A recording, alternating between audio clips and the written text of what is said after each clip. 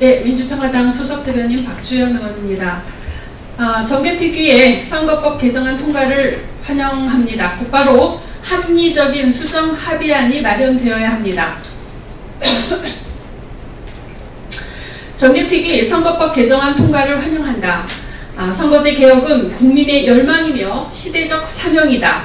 문재인 정부 또 20대 국회의 의무이기도 하다.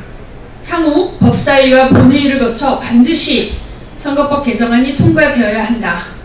하지만 현재 법사위에 올라간 선거법 개정안으로는 국회 과반수 통과가 어렵고 또 농촌과 지방의 대표성에 큰 지장이 생기는 등 몇 가지 해결해야 할 문제가 있다. 정개특위 기간이 만료를 앞두고 있어서 어쩔 수 없이 현재 패스트트랙으로 올라온 안을 표결할 수밖에 없었다는 것을 이해해야 합니다. 이제 법사위에 회부되어 시간을 벌었으니 곧바로 과반수 통과가 가능하고 좀 더 합리적인 선거법 수정 합의안을 마련하여야 한다.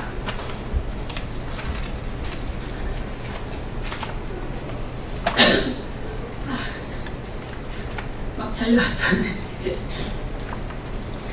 확장적 예산, 양극화와 지역격차 해소 예산으로 확 바꾼다는 전제하에서만 의미 있다.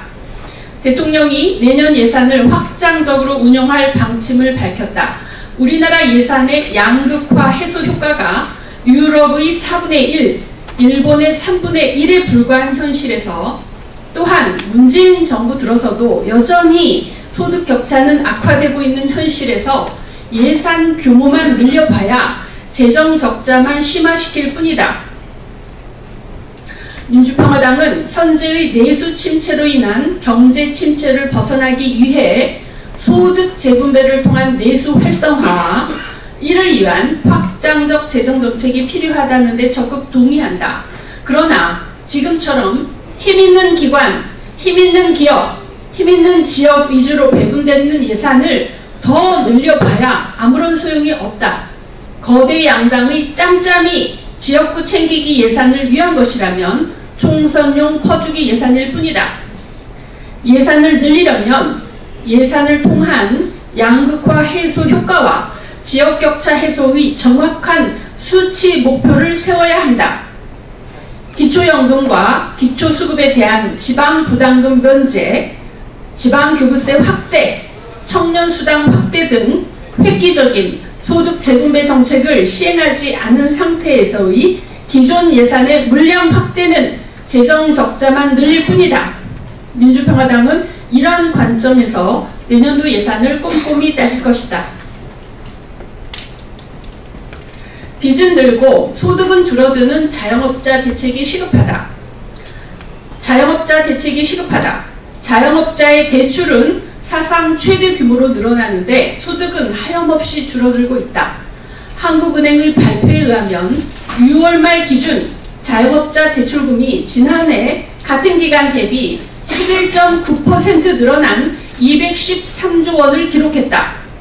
반면 지난해 2분기 월 95만 원이던 자영업자의 사업소득은 금년 2분기에 90만 원으로 줄었다. 자영업자들이 얼마나 고통을 받고 있을지 짐작하고도 남는다. 정부가 최저임금 인상, 일자리 대책, 기초연금 확대 등 취약계층을 지원하는 정책을 펼치고 있지만 자영업자의 대책은 매우 부족하다.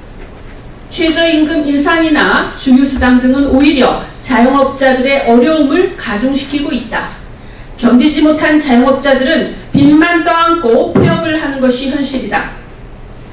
소상공인과 자영업 종사자가 무려 700만 명이다. 정부는 무너져가는 자영업자와 소상공인을 수수방관만 할 것인가? 정부의 대책을 촉구한다.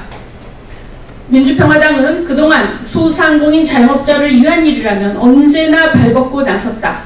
민주평화당은 앞으로도 소상공인 자영업자를 대변하여 정부와 싸우고 소상공인 자영업자들을 위한 정책 개발에 앞장설 것이다.